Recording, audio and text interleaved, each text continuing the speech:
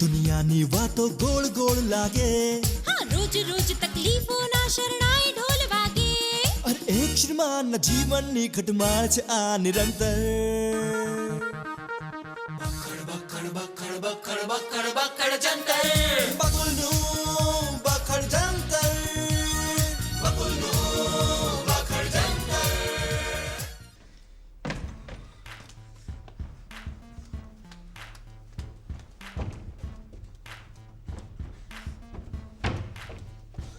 છાપું ગાયબ, વોશ બેસિનમાં પાણી ગાયબ. આ ઠેકડો મારીને ઉપરની ટાંકીમાં જોઉં તો એમાં પણ પાણી નથી અને મારું મગજ પણ નથી. શું કરવું? ફૈબા, ઓ ફૈબા! અરે એવો ને એવો જ રહ્યો, 30 વર્ષનો બાબો. આવું બોલાય? હવે તો આ બાબાના ઘરે પણ બાબો મોટો થઈ ગયો છે. આ બંબઈમાંથી મુંબઈ થઈ ગયું, પણ તમે એવા ને એવા રહ્યા. પણ મને શીરો ખાતા ખાતા ઉઠાડી. મને શીરો ખાવાનું પસંદ છે, મગજ નહીં. બોલ હવે શું છે? વોશ બેસિનમાં પાણી નથી આવતું. તે નળ ખોલે તો આવે ને. નળમાં પાણી નથી આવતું એમ કહું છું. તે કૂવામાં હોય તો અવાડામાં આવે. આખી વાતમાં કૂવો ક્યાં વચમાં ઘુસાડો છો? તે પાણીની ટાંકી ખાલી હશે. પાણીની ટાંકી ખાલી? પણ આવું બન્યું કેમ? તે મને શું કહે છે? ગઈકાલે બોરીવલી સ્ટેશને છેલ્લું પાણી પીધેલું, ત્યારથી હું તરસી મરી રહી છું. પણ કોને કહું? એક કામ કરો, રિક્ષા કરો ને મ્યુનિસિપાલિટી વાળાને કહેવા જાઓ. તું પણ થાવ. શું કહો છો મને? કશું કહેવું નથી તને. હું એમ કહું છું કે ફ્રીજમાં બોટલો ખાલી છે, માટલું ખાલી છે, પીવાનું પાણી ક્યાં છે? વારો નેટ ઉપર સર્ચ કરીને જોઉં ક્યાં છે. બકુલ, આ સિંગ ચણાના ફોતરાની જેમ ગમે તેમ શું ફેંકે છે? ઠીક છે, હવે તમે આવ્યા, ચા પાણી પીધા કે નહીં? મને ચા નથી પીવી, મને પાણી પીવડાવ, મારો જીવ જાય છે. પાણી પીવું છે ને, હું કઈ કરું છું. હું ભાત શું કરે છે? આ ફર્સ્ટ ડાયલ વાળાને ફોન કરીને પૂછી જોઉં કે પાણી ક્યાં મળશે. એ તારામાં તારા બાપુજીનું બધું આવ્યું, એક અક્કલ સિવાય. અરે જા પાડોશમાં જા ને પાણીની વ્યવસ્થા કર. ઓલી બાવા અઘરા કામ મને નહીં સોંપવાના. આ બેલા ક્યાં છે? શાક માર્કેટ. બકુલ મજામાં? 50% મજામાં અને 50% સજામાં. એટલે પાણી લાવો. બકુલ, તને એવું નથી લાગતું કે હું 102 વર્ષ જીવીને પછી સેન્ચુરી પૂરી કરીને મરું? જા એની ઈચ્છા પૂરી કર જા. મેમ, પાણી શોધવાનું છે. હા. મને લાગે છે મારે અલાઉદ્દીનના ચિરાગની જેમ પાણી શોધવું પડશે, જીન બનીને. જા જા જા શોધી લો, પાણી શોધી લાવો. પાણી ક્યાં છે? પાણી ક્યાં છે? પાણી ક્યાં છે? પાણી લાવો. જલ્દી લાવો. મરી ગયું. જા લાવ લાવ લો. જેમ વાસ્કો દી ગામાએ ભારત શોધ્યું ને બાપે પાણી શોધ્યું. ભાઈબા, તમને જીવવાનું એક્સટેન્શન મળી ગયું. તમે થોડું જીવી લો, હું બીજા પાણીની વ્યવસ્થા કરીને આવું છું. સુખી થા બેટા.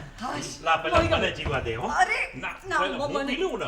મને બહુ તરસ લાગી છે. હાલો અરે હાલો મને- હાલો. શું કર્યું? આ બધું પાણી ઢોળી નાખ્યું. મારો જીવ જાય છે અહીંયાને. અરે પાણી હતું કેટલું? હાથમાં લઈને આ રીતે પીધું હોત તોય સારું થાત. પણ તમે ઢોળી નાખ્યું ને બધું. હવે પાણી નથી, ક્યાંય પાણી નથી. પાણીનું કરવું. અટેન્શન. આવી ગયું ટેન્શન. શું બોલ્યા? કઈ નહીં, તમે આલે એમ. દેખાતું નથી હું આવીએ? દેખાય છે ને? અરે બધું છોડો. બકુલ કુમાર ગજબ થઈ ગયો. સાસુમાં તમે આવો ને ગજબ ના થાય તો નવાઈ કહેવાય. અરે છોડો ને બધું. ટીવીમાં દુકાનના સમાચાર આવ્યા છે પાણીના. અરે એ સાંભળીને મારું તો વજન અડધું થઈ ગયું. બોલો. દેખાય છે, દેખાય છે. 5 કિલોનો ફરક છે. 60 માંથી 65 થઈ ગયું. શું? હવે તમે મારી ચિંતા છોડો અને તમે પાણીની ચિંતા કરો. સાસુમાં મને પાણીની કેટલી ચિંતા છે તમને ખબર છે? ઘરમાં પાણીનું નામો નિશાન નથી રાખ્યું. એમ આવું ને આવું કરશો ને તો તમારું નામો નિશાન નહીં રહે ને. મને એની ચિંતા છે. સાસુમાં તમને મારી ચિંતા છે એટલે જ તમે ઓલવેઝ મારા માટે મહાન છો. મને ખબર છે તમે મારા માટે પાણી લાવ્યા જ હશો. એમ ક્યાંથી લાવું? ઘરેથી. અહીં મારાથી મારું પર્સ પણ નથી ઉચકાતું તો પાણીની એક ડોલ હું કેવી રીતે ઉચકીને લાવવાની હતી તમારા માટે? સસમા, મોન્ટુ નાનો હતો ત્યારે કેડમાં તેડીને કેવી રીતે ફરતા હતા, એમ 4-5 બોટલો લાવ્યા હોત તો તમારા ચહેરાનું નૂર સુકાઈ ન જાત. હવે ચિંગમની જેમ વાતને લંબાયા વગર ટૂંકાણમાં બતાવો. તમે એમ કહો કે અહીંયા પાણી આવ્યું છે? ના, પાણી તો નથી આવ્યું, પણ ફોઈને ફૂ આવ્યા છે. હે? કોઈ ફૂ આવે છે? ક્યાં છે? અંદર છે.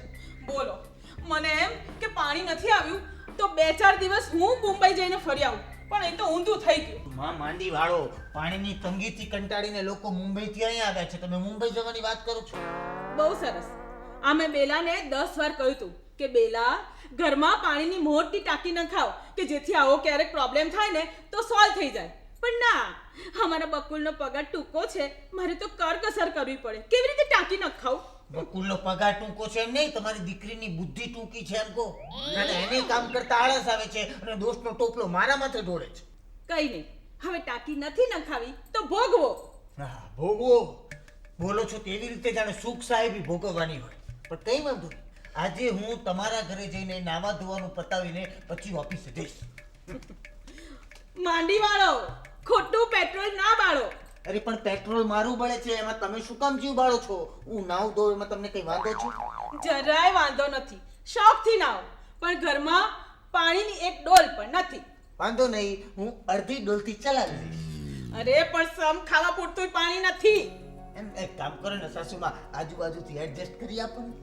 હવે ખોટી ડિમાન્ડ ના કરો ને. એક તો બેંક બેલેન્સ નથી બચાવ્યું અને પાણી ના બચાવ્યું. સલાહ આપો છો? હા તો શું કરું? પાણી નથી આપી શકતી તો સલાહ તો આપું જ ને. એમાં ક્યાં રૂપિયા ખર્ચવાના છે? બોલો, આ તો પેલી કહેવત જેવું થયું, ડાઈ સાસરે ના જાય ને ગાંડીને શિખામણ આપે. અટેન્શન! ક્યાં જાવ છો? આ જે મુચ્છીનો શ્વાસ લઈને જીવું છું ને, એ મુચ્છીનું પાણી લઈને નાવા ધોવાનું પતાવું કે નહીં? એક મિનિટ, તમે ઉછીની ડોલ લેવા જાવ છો ને? હા. હે ને? તો મોન્ટુ માટે પણ ઉછીની ડોલ લેતા આવજો, કારણ કે એ સવારથી નાહ્યો નથી. ભલે. સાસુને એક વાત કહું, તમારા આખા ખાનદાનમાં ખર્ચો છે. હે?